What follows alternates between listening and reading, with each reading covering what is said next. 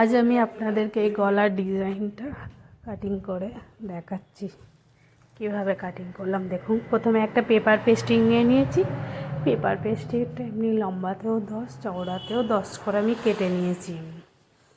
এবার আমি ওটা ভিতর দিকে মোড়ানো, হাতের সাইডে বাইরেটা খোলা, দুটো ভাঁজ করে নিয়ে উপরে আমি 2.5 ইঞ্চি নিয়ে নিচ্ছি। লম্বাটা নিয়ে নিলাম 7.5, এদিকে 3 ইঞ্চি। এবার আমি একটা দাগ, বক্সের মতো দাগ টেনে নিলাম। তারপরে এদিক থেকে 2.5 ইঞ্চিতে দাগ দিয়ে উপর থেকেও একটা দাগ দিয়ে 2.5 ইঞ্চি একটা শেপ দিয়ে নিলাম। তারপর নিচের দিকটা একটা এরকম শেপ দিয়ে নিয়েছি। নেওয়ার পর এবার আমি 1 ইঞ্চি 2 সুত মতো করে একটা দাগ দিয়ে নিচ্ছি, বাড়িয়ে নিচ্ছি, বাড়িয়ে দাগটা দেওয়া হয়ে গেছে আমার। এবার এটা আমি কাটিং করে নেব। এই দেখুন, এভাবে কাটিংটা করেছি, আবার এটা কেটে নিচ্ছি। হয়ে গেছে আমার গলাটা কাটিং করা।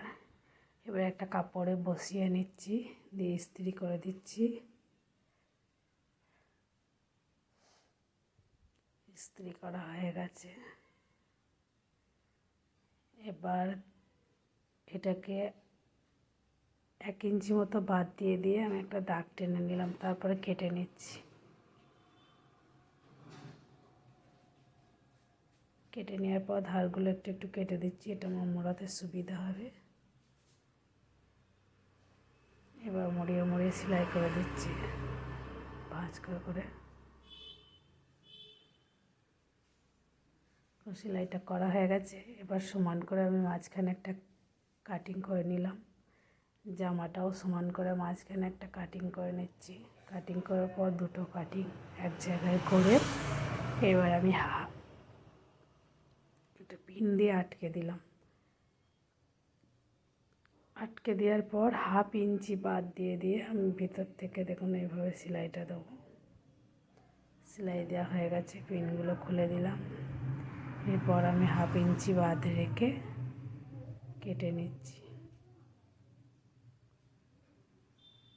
এবার এগুলো আমি ছোটো ছোটো করে কাটিং দিয়ে দিচ্ছি, তাহলে আমার উল্টাতে ভালো বসবে ওটা।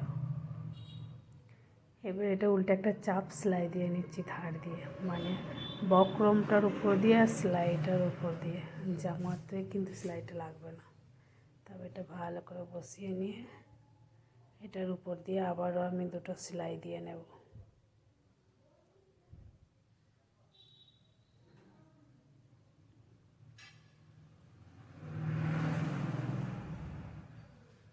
এই দেখুন, এভাবে হয়ে গেছে রেডি। ভালো লাগলো।